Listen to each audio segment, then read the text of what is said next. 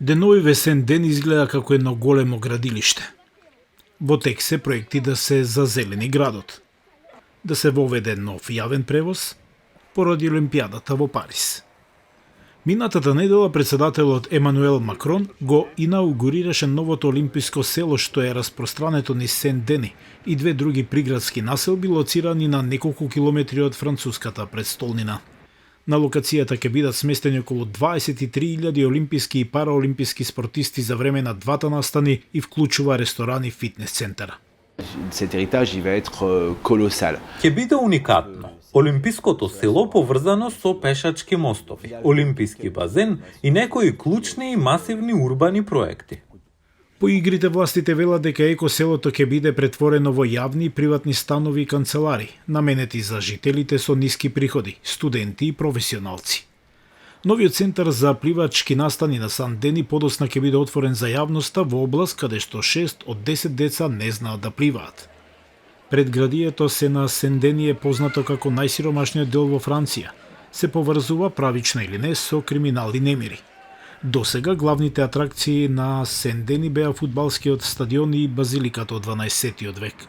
Проектите на Олимпијадата вработија илјадници локални жители. Градоначалникот Ханотин се надева дека игрите ќе привлечат повеќе проекти и инвестиции. Et moi, je n'ai jamais pensé que les Jeux olympiques et paralympiques étaient... Не мислам дека игрите ќе променат се, но за град како нашиот, тие се фантастична можност. Работите да се менуваат побрзо и подобро и представува нов почеток за Сен-Дени.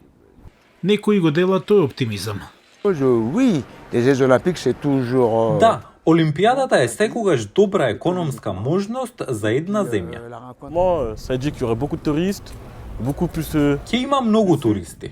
Среќен сум за Олимпијадата. Други пак се загрижени за сообраќајниот метеж. Некои критичари тврдат дека игрите нема да бидат еколошки и прифатливи за сите, како што ветуваа властите. We see a lot of evictions of homeless people. Гледаме многу иселување на бездомници или луѓе кои живеат во сиромашни квартови од сите локации на Олимпијадата, но и низ целиот Париз. Се прави обид да ја одложат и направат невидлива сега сиромаштијата што ја имаме во Париз. Властите ги негираат обвинувањата за така нареченото социјално чистење и велат дека организираат доброволно згрижување за бездомниците. Градоначалникот Ханотин верува дека Франција има одговорност да испорача успех, не само за спортистите и туристите на Олимпијадата, туку и за овдешните локации.